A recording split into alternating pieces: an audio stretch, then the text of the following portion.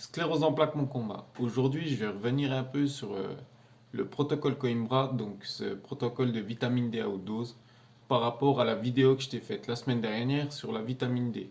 Pourquoi? Parce que je pense que cette vidéo t'a appris beaucoup de choses et je voulais juste mettre en relation avec le protocole Coimbra. Et je voulais simplement revenir un peu sur les bases pour t'expliquer tout simplement quels sont les meilleurs moments dans la journée pour synthétiser simplement le soleil et aussi revenir sur l'être humain au niveau des bases. Donc si ça t'intéresse, rejoins-moi juste après ça.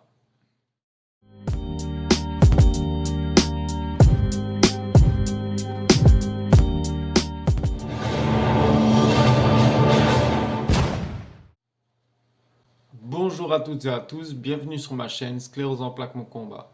Donc aujourd'hui je reviens vers toi pour te parler un petit peu du protocole Coimbra, le protocole de vitamine D à haute dose que je prends à l'heure actuelle, par rapport à la vidéo que je t'ai fait sur la vitamine D la semaine dernière. Donc, pour qu'on voie un peu le rapport entre une prise de vitamine D à haute dose et la synthétisation simple du soleil. Donc, je te remets le petit tableau ici. Donc, je l'ai un peu modifié. Ce que j'ai fait, j'ai supprimé le soleil. Pourquoi? Parce que le protocole Coimbra, du fait de prendre de la vitamine D en extérieur, donc soit par le biais de gouttes comme je le fais, ou soit par le biais de gélules, ou voilà quoi. Donc du coup, je t'ai mis les petites gouttes que je prends là au-dessus à gauche. Et tout simplement, en fait, je reviens là-dessus pour te dire que tu prennes un apport de vitamine D autre que le soleil, comme je le prends par le biais de gouttes, du coup, le processus de synthétisation de cette vitamine D, c'est en fait exactement la même chose. Donc, si tu veux, je te fais un petit récapitulatif de ce qu'on avait vu la semaine dernière. Donc, ce coup-là, on n'a plus besoin du soleil. On l'a remplacé, je l'ai remplacé par, comme tu le vois ici, par les gouttes de vitamine D3 que je prends, ou tu peux prendre des cachets ou des gélules, enfin bon, bref, peu importe. Et du coup, ce qui se passe, c'est exactement la même chose que je t'ai décrit la dernière fois. C'est-à-dire que la vitamine D passe dans le corps, et puis le cholestérol qui circule dans le sang, donc s'associe avec cette vitamine D, donc tu prends de l'extérieur. Et du coup, ben, se passe le même phénomène, hein. Première formule active de vitamine D, donc la vitamine D 25 hydroxy vitamine D, puis après ça passe dans le foie, puis après la deuxième forme inactive de la vitamine D, donc la 1,25 hydroxy vitamine D, puis après elle passe dans les reins, et seulement là elle devient en forme active, donc hormone stéroïdienne de vitamine D, et puis après toujours le même processus, hein. Donc là, par contre, le fait de ce dosage à haute dose de vitamine D, tu comprends bien que là, tu as énormément de vitamine D, donc d'hormones stéroïdiennes, vitamine D qui circulent en toi. Et comme je te l'ai expliqué la dernière fois, tu vois bien comme je t'ai mis le tableau là, la THP2, donc ce qui permet de créer la sérotonine au niveau du cerveau par le biais du tryptophane, et bien là, tu as de la vitamine D en abondance, donc tu as de la sérotonine, le corps crée de la sérotonine à foison, j'ai envie de dire. Donc tu comprends que la santé du cerveau, comme je te l'ai expliqué, les humeurs, le relationnel, tout ça, c'est la mémoire, tout ça, c'est sollicité au maximum. Donc, ton cerveau, il fonctionne plus que correctement parce qu'il a une abondance de vitamine D. Donc, il a une abondance de création de sérotonine. Et donc, le fait de prendre ce traitement à haute dose de vitamine D, tu vois bien que c'est obligé que ça améliore. Mais même moi, je l'ai vécu, tu vois bien, quand je dis j'ai récupéré le mental tout de suite, c'est en fait, c'est par le biais de ce phénomène-là que, que tout de suite la tête elle est revenue, quoi, et qu'au jour d'aujourd'hui, j'ai plein de petites choses qui reviennent tout au long des semaines. Pourquoi? Parce que beaucoup de création de sérotonine au niveau du cerveau et très peu de création de sérotonine au niveau des intestins, quoi. Tu vois bien que là, la THP1, elle est vraiment sur l'action off du fait de beaucoup de vitamine D dans le corps.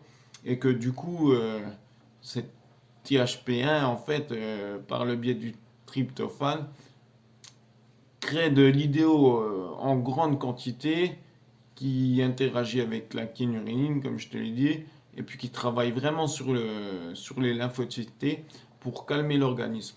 Donc d'un côté, tu as, la partie intestinale qui est vraiment, vraiment en bonne santé parce qu'elle a très peu de sérotonine, donc ça fonctionne vraiment dans le bon sens. Donc ça calme les inflammations et ça calme cette hyperactivité du système, comment dire ça, du système immunitaire, hein, tout simplement, des globules blancs. Et de l'autre côté, comme je te l'ai dit, donc tu as le cerveau, il travaille vraiment dans le bon sens, beaucoup de sérotonine, donc tout va bien. Et pour en revenir un peu à ce protocole Coimbra, comme je te l'ai expliqué, je t'avais parlé donc, je l'ai noté là, hein, je t'avais parlé donc de, comment ça s'appelle, de cet relâchement, enfin, de cette amélioration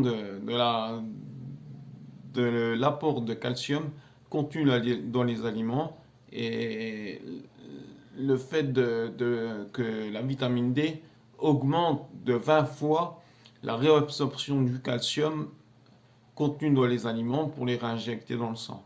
Donc vu que tu as un haut taux de vitamine D, tu as beaucoup de calcium qui est relâché dans le sang. C'est pour ça qu'il faut vraiment faire attention à l'alimentation que tu manges quand tu vas faire ce protocole Coimbra. Pourquoi? Parce qu'il va sérieusement falloir limiter donc tout ce qui est un apport de calcium, on va dire, pour éviter de trop en remettre en circulation dans le sang. Donc tous les produits laitiers, les choses comme ça, pour éviter justement de trop surcharger tes reins avec tout ce calcium qui est libéré dans le sang. Ouais, parce que les reins, c'est ce qui filtre le sang quand même, hein. Donc si tu as vraiment trop de calcium, à force, tu vas les encrasser, quoi.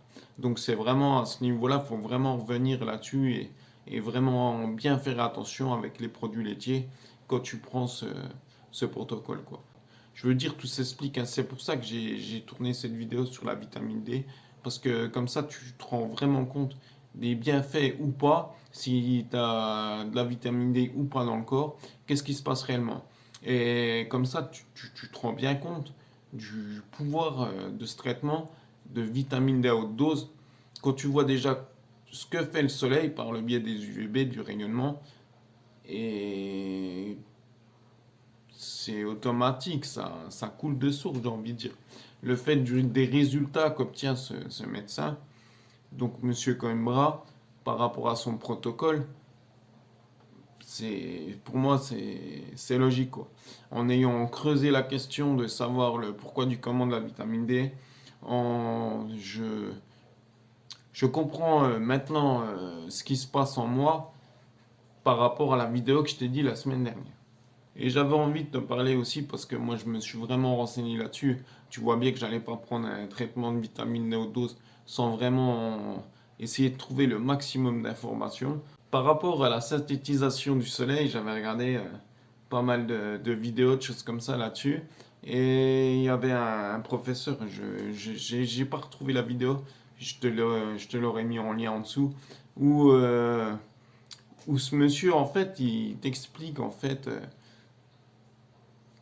pourquoi dans nos latitudes, quoi, dans les pays européens, en fait, il dit tout simplement que, en fait, pour avoir une bonne synthétisation du soleil, il faut imaginer un cône. Donc, je te le mets là. Et ce cône, en fait, c'est une droite. Donc, et à partir de cette droite, tu t'imagines un cône. Et ce cône a donc un angle de 90 degrés. Donc d'un côté de cette droite 45 degrés, de l'autre côté de cette droite 45 degrés. Donc tu imagines un diamètre. Et du coup, en fait, il explique que le soleil, quand il est donc à 45 degrés de cette droite d'un côté et à 45 degrés de l'autre côté de cette droite, en fait, dans tout ce périmètre-là du cercle, En fait, c'est là que tu vas synthétiser le mieux comment ça s'appelle, les rayonnements du soleil. Il suffit pour les personnes, bien sûr, qui ont des différents types de couleurs, hein.